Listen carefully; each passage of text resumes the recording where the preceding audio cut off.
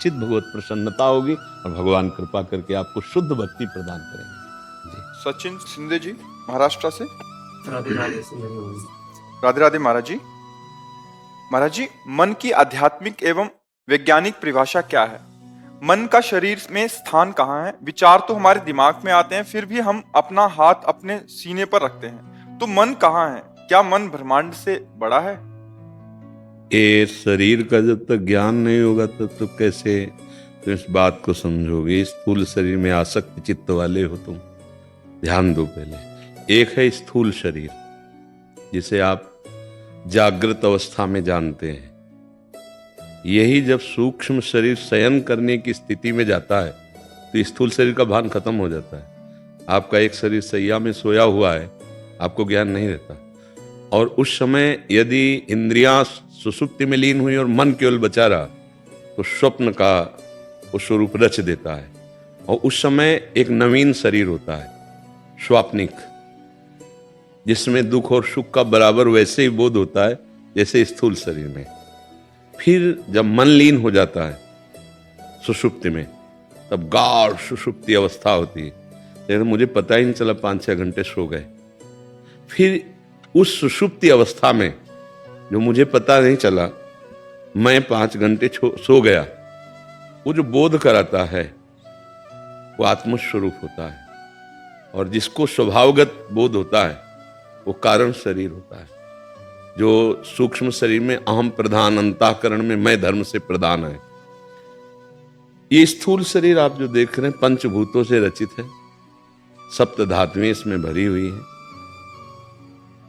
इसका शासन सूक्ष्म शरीर से चलता है। जैसे नेत्र हमारे तभी देख सकते हैं जब मन हमारे साथ हो, नेत्रेंद्रिय के। हमारी आंख खुली लेकिन मन कहीं और है तो सामने से दृश्य गुजर जाएगा, मुझे पता नहीं चलेगा। पास में बैठी कोई वार्ता हो रही लेकिन श्रवणेंद्रिय को साथ मन ने नहीं दिया तो आप कहोगे जरा दोबारा बोलिए, क्यों?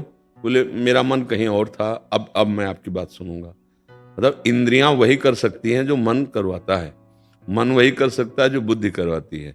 तो अंतःकरण है एक, ये ध्यान के द्वारा देखा जा सकता है, विज्ञान के द्वारा नहीं। विज्ञान में आज तक इतनी सामर्थ्य नहीं है जो मन का अल्ट्रासाउंड कर दे। है केवल स्थूल शरीर का चीरफाड़ कर सकते हो, स्थूल शरीर का आप एक्सरा कर सकते हो, सिटी स्कैन कर सकते हो, अल्ट्रासाउंड कर सकते हो, लेकिन आप सूक्ष्म शरीर का नहीं कर सकते। ये देखो, ये बुद्धि है, ये मन है, ये चित्त है, ये अहंकार है। आज तक कोई वैज्ञानिक इसको दिखावे? नहीं दिखाएगा ना। अच्छा, है सबके, इसका अनुभव होता है। मेरा मन, बोले मेरी बुद्धि काम नहीं कर रही, मुझे अब चित्त खिन्न है इसलिए कुछ चिंतन नहीं बन रहा, मुझे कुछ नहीं करना अभी। कर्तृत्वाभिमान अहंकार, करना ना करना, संकल्प विकल्प मन, क्या करना क्या नहीं करना निश्चय बुद्धि, और जो करना है उसका कैसे करना चिंतन, ये चित्त। ये 4 अंतःकरण में है, ये सूक्ष्म शरीर के अंतर्गत है। जो हम ऐसे रखते कि अभी हमारा दिमाग काम नहीं कर रहा है तो बाहरी क्रिया को केवल कर रहा है, बात उसकी बुद्धि की है। अभी बुद्धि निर्णय नहीं कर पा रही है। जो जैसे आप कहते हैं कि छाती में हाथ धरता है, ये उसकी बाहरी क्रिया है, वो छाती के अंतर्गत कहीं नहीं मिलेगा। आप ऑपरेशन करके देख लो, आज तक पोस्टमार्टम में ये निकला हो कि ये मन निकला, ये बुद्धि निकली, ये चित्त निकली, नहीं, बस पार्थिव अंगों का वर्णन है। ये अध्यात्म में देखा जाता है। जब हम अंतर्मुख होते हैं, पवित्र मन, पवित्र बुद्धि, पवित्र चित्त और पवित्र अहंकार, तब हम इनका परिचय पाते हैं। ये मन, ये बुद्धि, ये चित्त है। अब काम आया, अब क्रोध आया, अब लोभ आया, पता चलता है। अब अहंकार, अब वाणी का वेग है, अब जनेंद्रिय का वेग है, अब हमारे अंदर ऐसा वेग आ रहा है। वो उपासक उस बात को देखता है स्थूल शरीर में, सूक्ष्म शरीर में, और कारण शरीर स्वभावगत। अभी तो हम लोग केवल स्थूल शरीर का परिचय जानते हैं, और यह इतना बड़ा है कि ब्रह्मांड छोटा है इसके आगे। जैसे स्वप्न में आपने देखा कि आपका बहुत बड़ा वैभव बढ़ गया, अब वो कितना भी बढ़ा सकता है, क्योंकि आपकी सोच उतनी ही केवल है, बुद्धि किस लिए उतना रच पाएगा। अगर वो और बड़ा तो देवराज इंद्र के पद का अनुभव करा देगा, आप देवराज इंद्र हो गए, आप ब्रह्मा हो गए, ऐसा भी अनुभव करा देगा। और ऐसा भी अनुभव करा देगा कि आप भगवान हो गए। जितना पावन होता चला जाएगा उतना इसका विस्तार होता जाएगा, क्योंकि ये और कोई नहीं, इंद्रियाणाम मनश्चास्मि, भगवान श्री कृष्ण कहते हैं जो इंद्रियों का नेता है, मुखिया मन, वो मैं हूं। अब ये चूंकि गलत स्थिति में आ गया है, अब इसका सुधार कर दो, ये भगवत स्वरूप है, ये इतना बड़ा है कि इससे बड़ा कुछ है नहीं, इसी का सब रचा रचाया है। जैसे स्वप्न में कुछ ना होने पर भी सब कुछ रच जाता है ना, केवल एक मन रहता है, कुछ नहीं होता उसमें।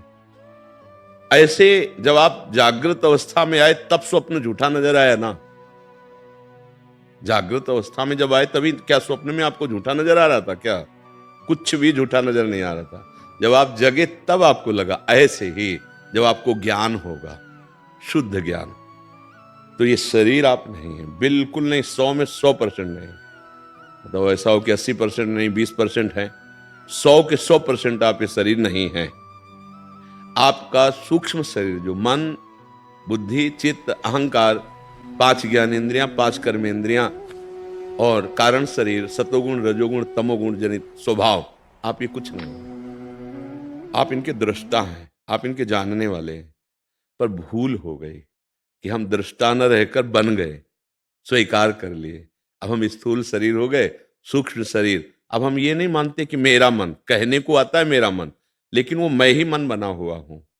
आज मुझे ये देखना है, अब मेरा मन हट कर रहा है, कह रहे हैं मेरा मन, लेकिन मैं देखना चाहता हूं, तो मन मैं बन गया ना। मैं भोगना चाहता हूं, मैं सुनना चाहता हूं, मैं चलना चाहता हूं, मैं करना चाहता हूं, मैं खाना चाहता हूं, मैं सूंघना चाहता हूं। ये अहंकार गलत हो गया।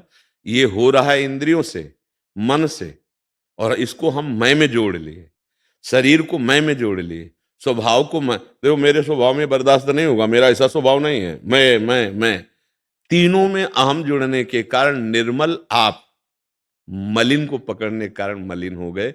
अब इसी को छोड़ना साधना है। खूब नाम जप करो, शरीर से अच्छे आचरण करवाओ, बुद्धि से भगवान का निश्चय करो कि वही सब रूप बने हुए हैं, वही सब में समाये हुए हैं। धीरे धीरे इन शरीरों से राग हट जाएगा, तो आप जो हो वो परमात्म स्वरूप हो, चेतन अमल सहज सुख राशि। आप चैतन्य घन है, ये शरीर जड़ है। आप अमल है, निर्विकार है, ये शरीर विकारी है, ये मन विकारी है। आप अविनाशी हैं, ये विनाशी है। आप सुख राशि हैं, ये दुख राशि है। ये दुख ही देता है, जितना आसक्त हो जाओ इससे दुख ही मिलता है। तो इसलिए ना आप स्थूल हैं, ना आप सूक्ष्म हैं, ना आप कारण हैं, आप भगवत स्वरूप हैं, आप आत्म स्वरूप हैं। ये जानने के लिए आपको मानव देह मिला है। अब भजन साधना के द्वारा हम अपने स्वरूप को जानते हैं। अगर ऐसी भाषा न समझ में आवे तो अब तो बहुत सरल भाव से बता रहे हैं। ये शरीर को, इस मन को, इस वाणी को, अपने आप को प्रभु के चरणों में आत्मसमर्पण कर दो, शरणागत हो जाओ, नाम जप करो और प्रभु को समर्पित सारे कर्म कर दो, तो आप मुक्त हो जाओगे। 2 पाए, एक ज्ञान मार्ग और एक भक्ति मार्ग। भक्ति मार्ग में सब कुछ समर्पण कर देना, ज्ञान मार्ग में सबसे संबंध हटा लेना। बड़ा कठिन संबंध हटाना। जैसे हम अच्छे अच्छे भोग पदार्थ हैं, ललचा रहे हैं, तो अब हम उसको भगवान को अर्पित करके पहले भोग लगाते, फिर प्रसाद रूप से पाते, वो हमें बांध नहीं पाएंगे। और अगर ऐसे ज्ञान मार्ग में, तो उस ललचाए हुए मन को डांट करके उसे हटा देना होता है, उसके विरुद्ध चलना होता है। आज खीर पानी तो नहीं पाना, आज उपवास करना है। अब इतनी हिम्मत तो शुद्ध ज्ञान मार्ग के पथिक में होगी, नहीं तो मन परास्त कर देता है। मन जो चाहता है, देखो बातें कोई बनावे, मन जब जो चाहता बलात् वही करा लेता है। अब अपने जीवन में कैसा साल का शरीर है? 42 साल के अनुभव को देखो। अब जब जो चाहा है इसने वही करा लिया है। अब ऐसा आप जब ये चाहें कि मुझे भगवत प्राप्ति करनी, फिर इसको सुधारें नाम जप के द्वारा, साधना के द्वारा, तब ये प्रभु की तरफ लगेगा। नहीं तो शरीर में ही लगा हुआ है, स्त्री शरीर, पुत्र शरीर, माता पिता का शरीर, भोगों का और नाना प्रकार के व्यवहार का, पदों का, इसी का केवल इसके अंदर लालच है। इसको भगवान से मिलने का लालच तो है नहीं। तो अब इसके लिए हमें साधना चाहिए।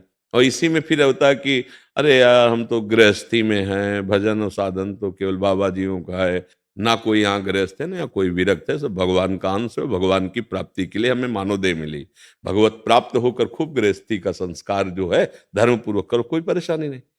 एक रोल करना है अभी रोल नहीं, आप सत्य में हो कि शरीर मैं हूं, सत्य, मेरा ये पत्नी है पक्का सत्य, मेरा पुत्र है पक्का सत्य, आप इस पे हो अभी। जबकि ऐसा नहीं है।